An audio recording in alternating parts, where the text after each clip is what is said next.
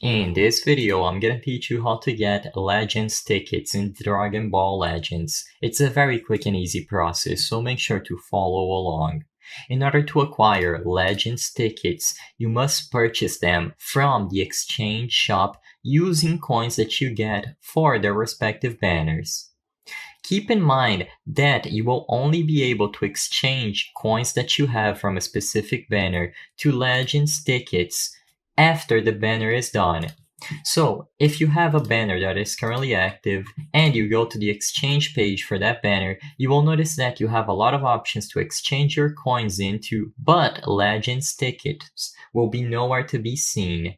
They will only appear once the period for the banner has ended. So, for example, on screen, this is what it looks like when the end time for a banner has been reached. They will appear at the bottom of the shop and you can exchange any coins that you have left for the Legends ticket.